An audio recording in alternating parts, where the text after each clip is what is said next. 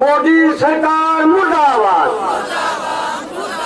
मोदी सरकार मुर्दाबाद।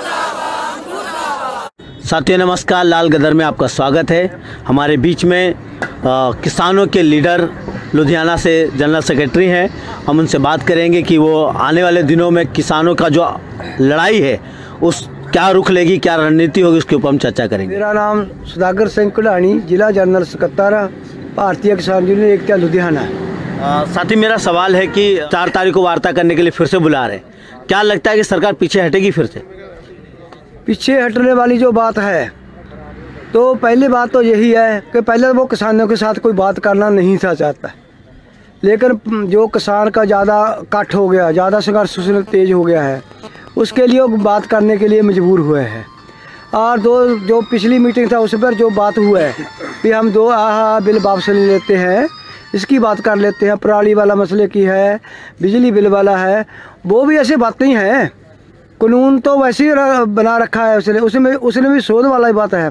जैसे बिजली बिल वाला है, उसमें बोलते तुम्हारी सब्सिडी जारी रखेगा और प्राइवेटाइजेशन तो सब कुछ दे देगा। जो सूबे का अधिकार है वो भी छीन लेगा, सारा सेंटर आपके अधीन कर लेगा। उसमें जो बात की है उसने 2 कानून रद्द करने वाली, उसमें भी कुछ नहीं है, वो भी खाली बातें हैं, बातें से काम चला रहा है। जो असली मुद्दा है, जैसे आप बात चलती हैं भैया काले कानून रद्द करने वाली, खेती नीति रद्द करने वाली, उस पर तो अभी आ ही नहीं रहा, अभी बातें नहीं हो रहा उस पर भी। हाँ, आपने जो अमेंडमेंट करानी है, जो सौदा करानी है वो करवा लो, लेकिन रद्द नहीं कर सकते इसको। आपको जो कहें हमको कर सकते हैं, लेकिन हम इसको रद्द नहीं कर सकते। हम ये बोला है जितनी देर आप लोग रद्द नहीं कर सकते हैं, उतनी देर नीतियाँ पॉलिसियाँ जो भी हैं, अबानी डिबानी प्राइवेटाइजेशन सरकारी जो भी अदारे हैं उसका भोग पाने के लिए तैयारी है अपनी पा रहे हैं। ये जो कानून है जितना दिन रद्द नहीं होंगे उतनी देर जो संघर्ष है वो हम जारी रखेंगे। इसलिए वो सरकार हमको भी बोलती है भी आगे जो 4 तारीख वाला मीटिंग है उस पर तुम भी विचार लो, हम भी विचार लें। हम क्या विचारेंगे, हम तो विचार रखा है। वो बोलते हैं तुम इस पर जो बात करना है वो 4 तारीख में रख लियो, पर उसका जो असली मुद्दा है वो फिर भी यही बात आ जाता है कि कानून रद्द नहीं कर सकते हम लोग। उसमें जो शोध कराना है, अमेंडमेंट कराना है, जो भी तुम चाहते हो वो कली बात कर लेंगे। लेकिन हम कले पंजाब नहीं है, हरियाणा हमारा भाई साथ में है, राजस्थान है, यूपी है, मध्य प्रदेश है, और बड़े बड़े मुजाहरे हो रहे हैं। जैसे बिहार में भी हुआ है, अपने पटना में बहुत बड़ा हुआ है, तो सारे ज़िलों में हो रहा है, सारे स्टेट में हो रहा है। ये बहुत ही शुभ संकेत है भी सारा हिंदुस्तान का जो किसान है वो जाग रहा है।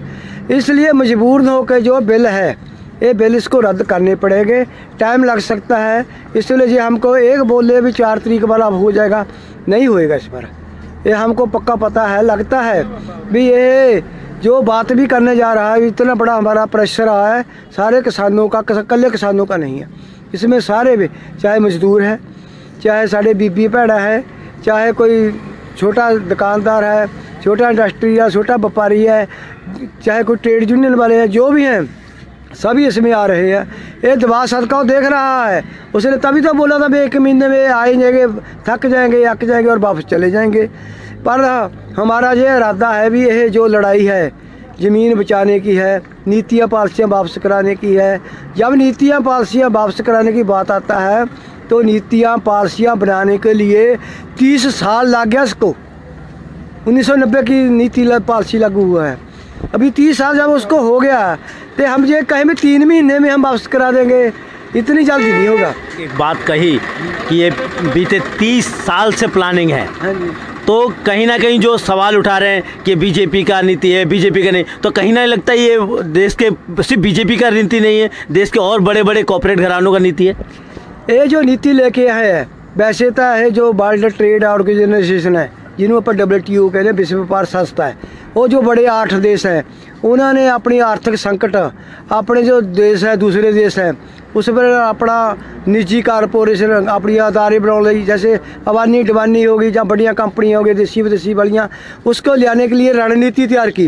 वो कड़ी बड़े 8 देश ने उसको लागू करने के लिए, चाहे मनमोहन सिंह हो, कांग्रेस पार्टी हो, चाहे भाजपा वाले हो, चाहे कोई भी हो, इसके सारे मुखी थे भी इसको ले आओ, इसको जारी करो। ये जारी करने के लिए उन्होंने दबा रखा, लेकिन जैसे कांग्रेस था, उसने इतना ज़बरदस्त हल्ला नहीं बोला, लेकिन मोदी ने तो निशांगों के बोल दिया, हमको बनाया ही अबानी डबानी ने है, हम उसके लिए करेंगे। हमको क्या, किसान है, मजदूर है, जो भी लोग हैं, चाहे जहाँ भी कुएं में गिर जाए, चाहे सारे मर जाएं, लेकिन हम तो 15% लोग को बचाने हैं। उसने हमको राजगद्दी दिया है, उसके लिए हम कारोबार कर रहे हैं, उसको ही हम बढ़ावा देना है। जो दूसरे लोग हैं उसकी हमको कोई लोड़ नहीं है। और इसलिए हमें जो लड़ाई है, एक पास से लुट्टे जाने वाले लोग हैं वो 85% हैं, एक पास से लुटने वाले लोग हैं वो 15% है। एक पासे लुट्टे जाने वाले, एक पासे जोका ने जो अपना खून पीते रही हैं, एक पासे जो आप लुट्टे जाने वाले लोग हैं। ये लड़ाई हुण 15% ते 85% लोगों की लड़ाई है। ये लड़ाई आप लंबे होकर संघर्ष करके जिहड़े आपां करांगे, लड़ाई जित तक आप लैके जावांगे। इसनूं टाइम जरूर लग सकता है। दूसरा मेरा सवाल ये है कि जैसे इस आंदोलन एक ऐतिहासिक आंदोलन है, खासकर हिंदुस्तान के 70 साल की आज़ादी के अंदर ये बहुत बड़ा ऐतिहासिक लड़ाई है, जहाँ धर्म, भाषा, जाति, लिंग सबसे परे हटके, पार्टी वाली राजनीति से परे हटके यहाँ पे हम सब इकट्ठे हैं। यहाँ पे जब यहाँ आते हैं लोग तो ना खाने की चिंता है, ना महिलाओं को सुरक्षा की चिंता है, हर तरह से मेल प्यार भाव है। तो क्या ऐसा नहीं लगता कि ऐसा हिंदुस्तान बनाया जा सकता है जो भगत सिंह का सपना था, गदरियों का सपना था? क्या ऐसा हिंदुस्तान नहीं बनाया जा सकता जहाँ हिंदुस्तान के जो मजदूर हैं, किसान हैं, वो हुकूमत करें? क्योंकि अभी तक तो दिखा रहे हैं कि जो हुकूमत में है वो तो लोगों की सुरक्षा करने में फेल हो चुके हैं। तो आपका क्या कहना है? आपकी बात बिल्कुल ठीक है। जैसे भगत सिंह ने भी यही सोचा था भी जिन्ना चर मनुष्य की मनुष्यता लुट रहेगी तो ये समाज है जो समाजवाद नहीं बनेगा। इस सिस्टम में एक पासे लुटने वाला होगा, एक पासे लुटे जाने वाला होगा।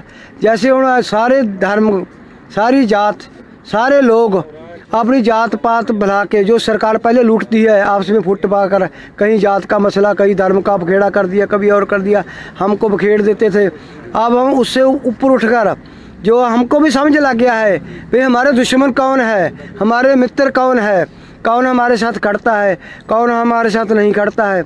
ये पहले हमको ये पता नहीं चलता था, लोगों को भी नहीं पता चलता था।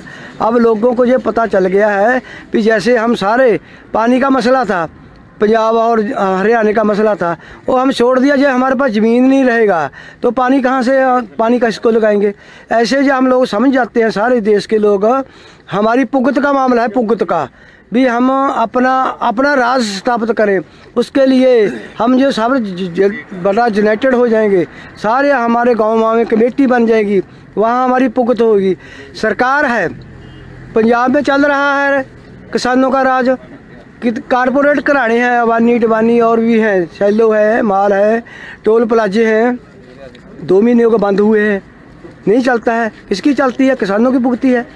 ऐसे ही जब हम तकड़े हो जाएंगे फिर हमारी मेहनत का मूल्य भी मिलेगा। कारपोरेट घराने की जो आमदन है उसकी भी कटौती होगा, उसको भी बंद किया जाएगा। जो उसका पैसा होगा वो सारे गरीबों में बंटा जाएगा। तो सारी जो ज़मीन जायदाद है, एक पास तो 40-40 हज़ार एकड़ ज़मीन है नरसिम्हा रोवर के पास, एक पास एक मरला भी नहीं है। ये कानी बंड है, ये कानी बंड भी तभी होएगी जो हम जागरूक होंगे। हम तो बोलते हैं सरकार का कानून बना रखा है भी 17.5 एकड़ के ऊपर कोई ज़मीन नहीं रख सकता। या हमारे पास तो ज़मीनें नहीं है बहुत लोगों के पास। तो ये सरकार का कानून लागू करे, तेरे पास भी, हमारे पास भी, इसके पास भी 5.5 एकड़ ज़मीन सरकार का बंटे हुए आता है। फिर हमारा कौन लोग भूखा मर जाएगा? नहीं मर सकता है। लेकिन ये सरकारों ने नहीं ऐसा काम करना है। सरकार तो बोलते हैं जो भी आपके पास ज़मीन है वो भी हम खो के बड़े कारपोरेट घरानों को देना है।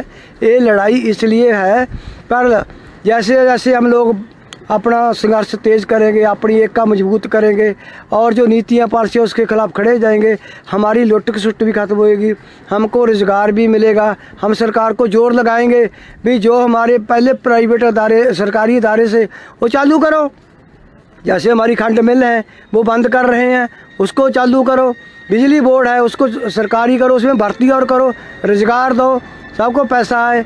बड़ी कॉटन मिल है, बड़ी बड़ी वो बंद पड़ी हैं, उसको वो चलाओ जिस पर हमारा कच्चा माल वहाँ जाए, मजदूर को दिहाड़ी मिले और कपड़ा सस्ता हो तो सारे लोग पहने।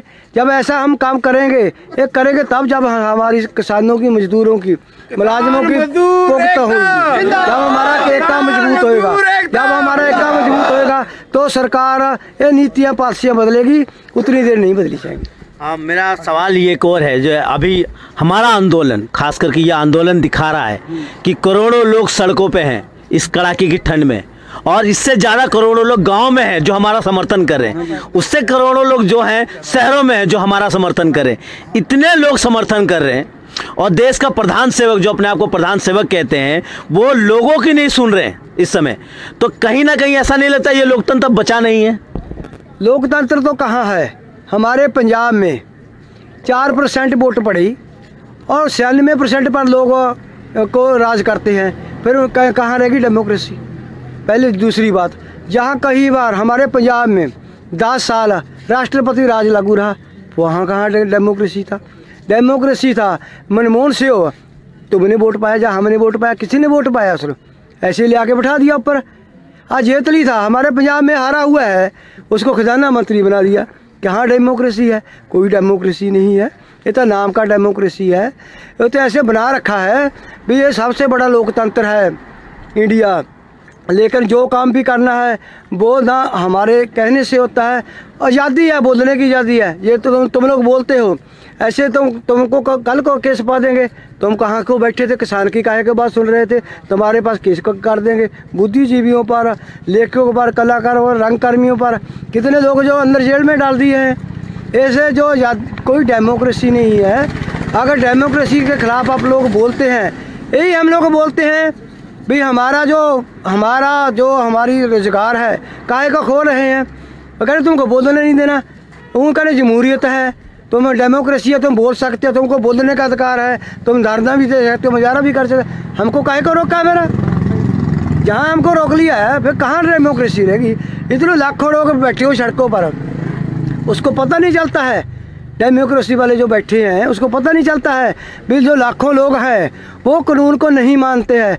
जो लाखों लोग कानून को नहीं मानते, डेमोक्रेसी में ही होता है भी वो कानून रद्द किया जाए, फिर रद्द कर दिया जाए उसको कानून को।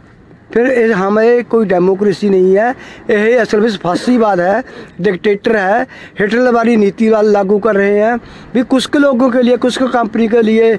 हम जो भी होएगा हम कुर्बानी कर देंगे, मोदी उसके लिए कुर्बानी कर देगा, किसानों मजदूरों के लिए कुर्बानी नहीं करेगा। ये उसका फैसला है, ये फैसला हम लोग को उसको बदलना है। धन्यवाद, शुक्रिया। साथी ने जो बात कहा वो बहुत सोचने वाली बात है कि हिंदुस्तान में 2 वर्ग हैं। ये लोका जी और जोका जी का मतलब है, एक में देश के आम मजदूर और किसान हैं, महिला और नौजवान हैं जो अपनी हुकूमत को पूरे देश के अंदर सभी की सुख और सुरक्षा के लिए संघर्ष कर रहे हैं, और दूसरी तरफ वो कॉर्पोरेट घराने हैं, वो पूंजीपति वर्ग है जो इन मजदूरों किसानों की लूट करके दुनिया में अपना राज स्थापित करना चाहते हैं, एकाधिकार चाहते हैं। ये लड़ाई मजदूरों, किसानों और देश के बड़े बड़े पूंजीपतियों के बीच में है। ये लड़ाई सिर्फ कानून की बात नहीं है, अपने को जिंदा रखने की लड़ाई है। ये हिंदुस्तान की आवाम को जिंदा रखने की लड़ाई है।